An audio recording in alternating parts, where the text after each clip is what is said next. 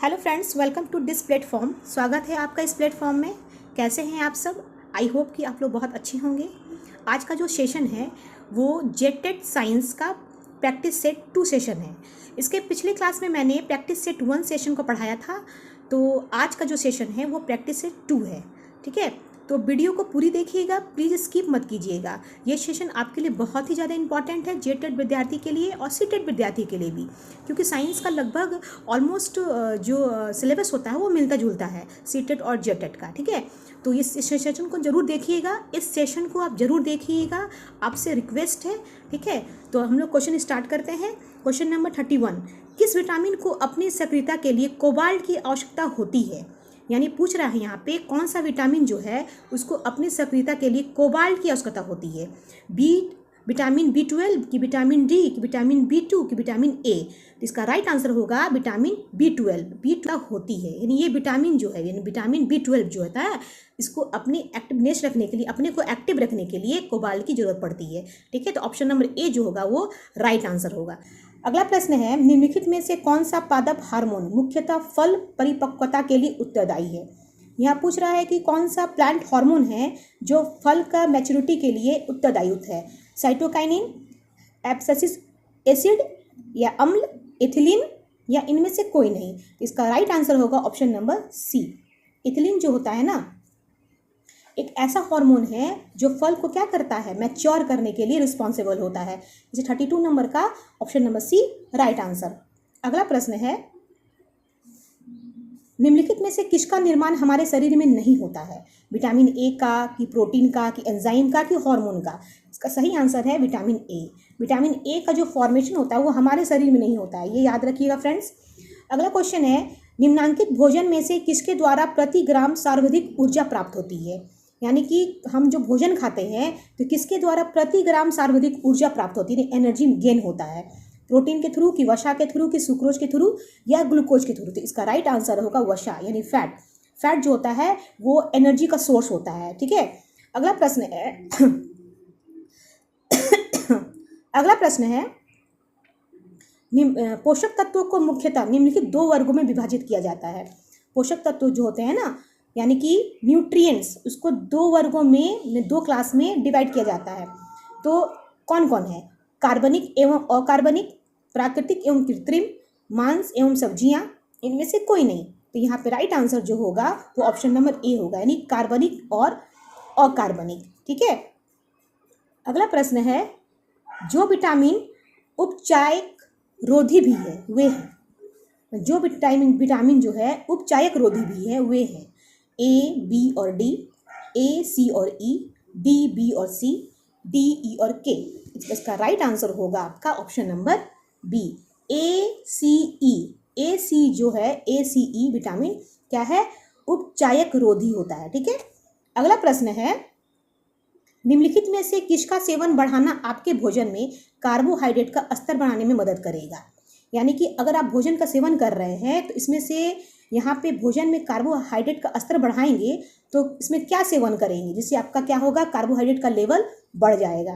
मक्का का, मटर का, या सोयाबीन का, या बादाम का? इसका राइट आंसर है मक्का। ठीक है, मेज मक्का का, क्योंकि इसमें कार्बोहाइड्रेट होता है।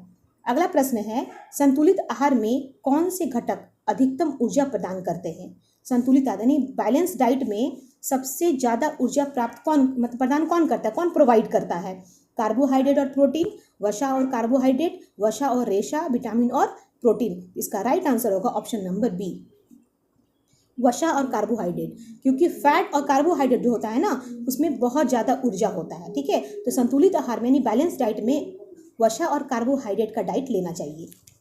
अगला प्रश्न है, भोजन पकाते समय अत्यधिक आसानी से नष्ट होने वाला विटामिन निम्न में से कौन सा है? अगर हम जो भोजन पकाते हैं तो उसमें बहुत ज़्यादा विटामिन नष्ट हो जाता है अत्यधिक, तो कौन सा vitamin? Vitamin B12, vitamin A, की विटामिन B4, की विटामिन सी? इसका राइट आंसर होगा option number D, vitamin C क्या हो जाता है, नष्ट हो जाता है। अगला प्रश्न है, निम्न में से शर्करा के किन स्रोतों में ग्लूटेन नामक घटक होता है जिसके कारण कुछ व्यक्तियों को एलर्जी हो सकती है? मतलब यहाँ पूछ रहा है स्टार्च यानी शर्करा में किन स्रोत में गुलेटेन नामक घटक होता है, यानी गुलेटेन नामक कंपोनेंट होता है, जिसके कारण कुछ व्यक्तियों को क्या हो जाती है, एलर्जी हो सकती है। चावल, गेहूं, रागी, ज्वार, इसका राइट आंसर होगा गेहूं। ठीक है, इसका राइट आंसर क्या होगा, गेहूं यानी व्हीट। अगला प्रश्न है, किसी भोजन के नमूने में प्रोटीन की उपस्थिति को जांचने के लिए डाले गए रसायन हैं। यानी कि किसी भोजन के नमूने में, यानी कोई भोजन ले लिए, उसका नमूना ले लिए, उसमें प्रोटीन की उपस्थिति को जांचने के लिए, यानी कि यहाँ पे प्रोटीन टेस्ट कर रहा है कि प्रोटीन के टेस्ट को हम जांचेंगे तो उसमें कौन से रसायन यहाँ पे डाले जाएंगे। कॉपर सल्फेट की बेकिंग सोडा, कि कॉपर सल्फेट की कास्टिक सोडा, कि जिंक सल्फेट की बेकिंग सोडा, कि जिंक सल्फेट की कास्टिक सोडा। तो इसका राइट आंसर होगा बी नंबर, यानी कॉपर सल्फेट और कास्टिक सोडा को डाल करके हम क्या करेंगे, प्रोटीन की उपस्थिति को जांच सकते हैं किसी भोजन के नमूने में।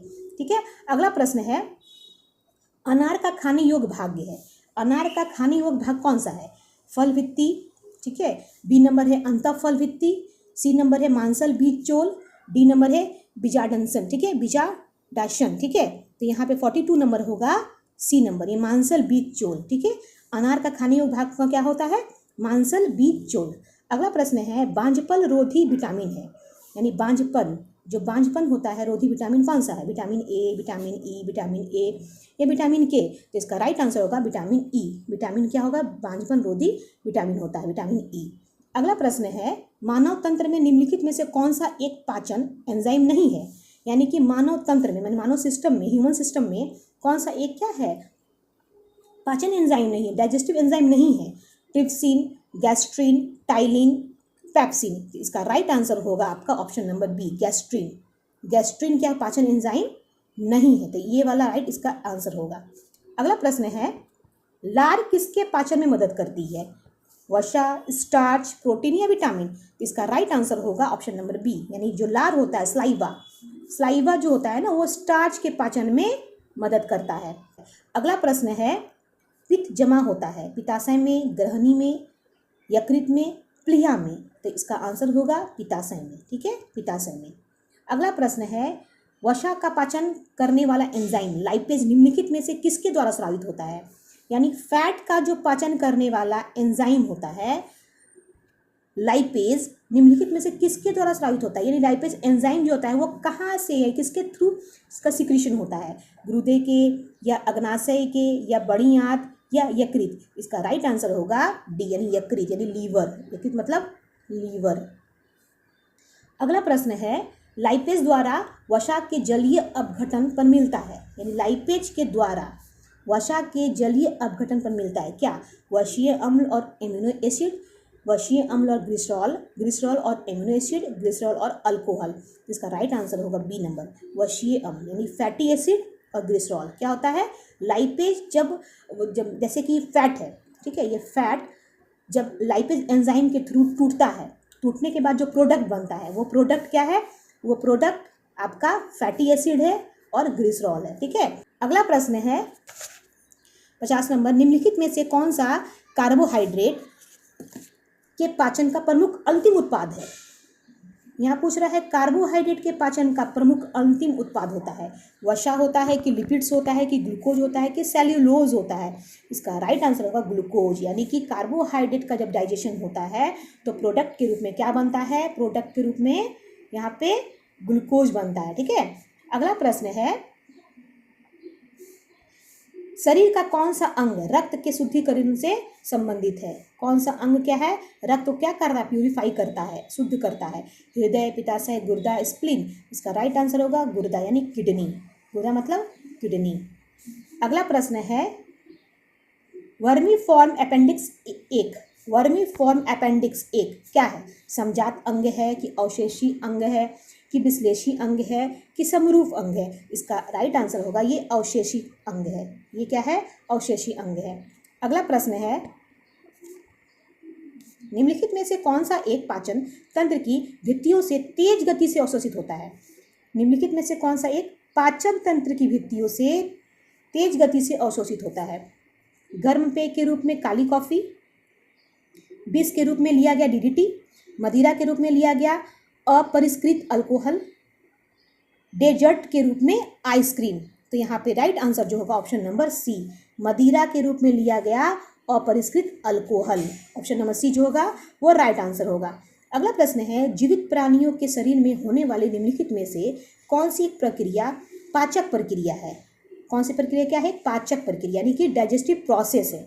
प्रोटीनों का एमिनो एसिड में विघटन होना, ग्लूकोज का CO2 और H2O में विघटन होना, ग्लूकोज का ग्लाइकोजेन में रूपांतरण होना, या ग्लूकोज का वसा में रूपांतरण होना। इसका राइट आंसर होगा ऑप्शन नंबर बी, ग्लूकोज का CO2 और H2O में विघटन होना। यानी ग्लूकोज जब टूटता है तो CO2 अलग हो जाएगा और H2O क्या हो जाएगा? अलग हो जाएगा, तो विघटन हो जाएगा। ठीक है, तो अगला प्रश्न है, दांत मुख्य रूप से बने होते हैं एनिमल से या डेंटॉन से या मज्जा से या ओडोंटोब्लास्ट से। तो यहाँ पे राइट आंसर जो होगा वो ऑप्शन नंबर बी। ठीक है, ऑप्शन नंबर बी, यानी डेंटोन के। दांत मुख्य रूप से किसे बने होते हैं? डेंटोन के बने होते हैं। ठीक है, अगला प्रश्न है, निम्न में से कौन सा उन मानव रोगों का समुच्चय है जो एक विषाणु द्वारा उत्पन्न होता है? निम्नलिखित में से कौन सा मानव रोगों का समुच्चय है जो एक विषाणु के द्वारा उत्पन्न होता है? क्षय रोग, खसरा, हैजा, पोलियो, हेपेटाइटिस ए, खसरा, पोलियो, चेचक, हैजा, टाइफाइड, पोलियो, क्षय रोग, हैजा, क्षय रोग, हेपेटाइटिस ए, खसरा। यहाँ 56 ऑप्शन नंबर में जो होगा 56 क्वेश्चन का ऑप्शन, यहाँ पे बी नंबर जो होगा वो हेपेटाइटिस ए, खसरा, पोलियो, चेचक, ये जो होता है वो विषाणु के थ्रू होता है। ठीक है, अगला प्रश्न है, निम्न में से कौन से जल जनित जीवाणु रोग है? जल जनित जीवाणु रोग। ठीक है, मलेरिया, हैजा, टाइफाइड, पीलिया, मलेरिया, पीलिया, टाइफाइड, हैजा। तो इसका सही आंसर होगा डी, टाइफाइड और हैजा जो होता है ना वो जल जनित जीवाणु रोग होता है। अगला प्रश्न है, निम्नलिखित में से किस प्रक्रिया में बैक्टीरिया यानी जीवाणुओं का उपयोग नहीं होता है? दही बनने में, डबल रोटी पकने में, गन्ने के रस किण्वन में, नाइट्रोजन के स्थिरीकरण में। तो यहाँ पे ऑप्शन नंबर बी जो होता है वो राइट आंसर है, डबल रोटी पकने में बैक्टीरिया का इस्तेमाल नहीं होता है। ठीक है, अगला प्रश्न है, ईस्ट का उपयोग डैश के उत्पादन में किया जाता है? अल्कोहल, दही, चीनी और साधारण नमक। इसका राइट आंसर होगा ऑप्शन नंबर ए, अल्कोहल। ठीक है, ईस्ट का उपयोग क्या होता है? अल्कोहल के उत्पादन में किया जाता है। अगला प्रश्न है, नीचे दिए गए सूची और सूची 2 पर विचार कीजिए, जिसमें सूची 1 में सूक्ष्म जीवों के नाम दिए गए हैं तथा सूची 2 में उन वर्गों के नाम दिए गए हैं जिनमें वे संबंधित है। जिनमें क्या है? वे संबंधित है। जैसे ए नंबर दिया है एस्परजिलस शैवाल, लैक्टोबैसिलस जीवाणु, पैरामेशियम कवक, स्पायरोगाइरा प्रोटोजोआ और 5 नंबर में विषाणु। ठीक है, तो यहाँ पे बोल रहा है कि मिलान करना है, कोई किसके साथ मैच कर रहा है। तो यहाँ पे जो आंसर होगा आपका ऑप्शन नंबर ए। हम लोग मिला के देख लेते हैं एक बार। जैसे एस्परजिलस क्या है? एक फंगस यानी कवक है। ठीक है, लैक्टोबैसिलस क्या होगा? लैक्टोबैसिलस एक जीवाणु है। क्या है? एक जीवाणु है। पैरामेशियम क्या है? पैरामेशियम एक प्रोटोजोआ है। और स्पायरोगाइरा जो है वो एक शैवाल यानी एल्गी है। तो यहाँ पे ऑप्शन नंबर जो ए है वो राइट आंसर है। ठीक है, तो आज का सेशन यहीं पे समाप्त होता है। फिर नेक्स्ट डे में फिर 30 क्वेश्चन लेकर के आऊँगी, प्रैक्टिस सेट 3। तो फ्रेंड्स, वीडियो को जरूर देखिएगा, स्किप मत कीजिएगा। चैनल अच्छा लगे तो जरूर सब्सक्राइब कीजिएगा, कमेंट कीजिएगा, लाइक कीजिएगा। आज के लिए bye bye and take care.